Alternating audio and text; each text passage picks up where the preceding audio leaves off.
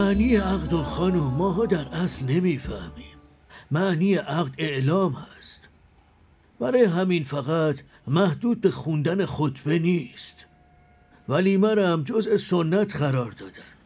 علتش اینه که رابطه شما دارای عزت، شناخت و درجه بشه و در جامعه هم ارزشمند بشه، در اون صورته که ارزش قانونی هم پیدا میکنه.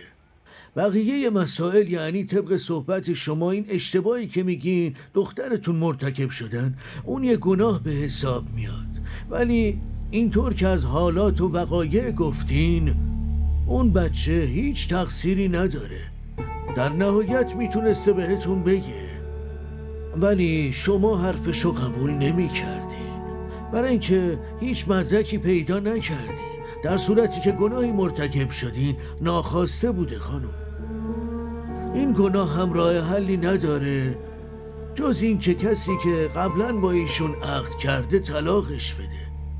کسی رو هم که به اجبار به عقدش در آوردین با اون دوباره عقدو بخونین.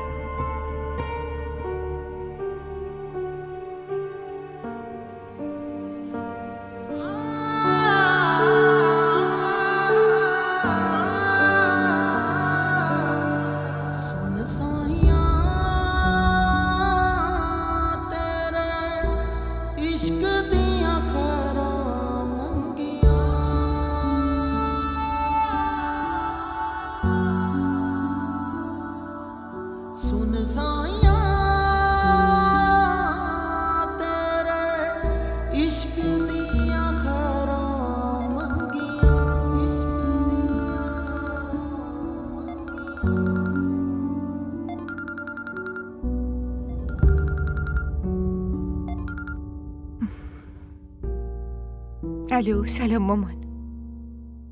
سلام، چطوری هوری؟ من خوبم.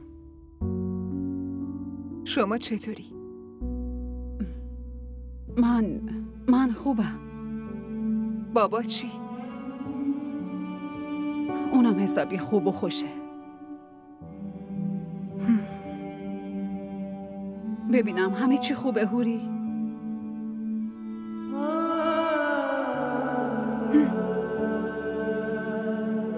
خب تو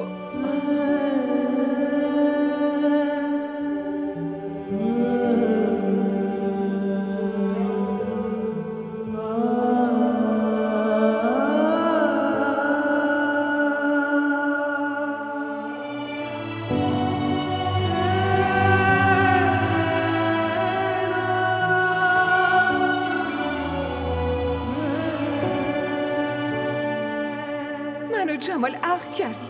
تا وقتی هم که نبینمش و ازش طلاق نگیرم چجوری میتونم دوباره ازدواج کنم آخه؟ انقدر از خودت بهانه در نیار هوری. ازدواج که خاله بازی نیست. حرفمو باور کن مامان. من دروغ نمیگم.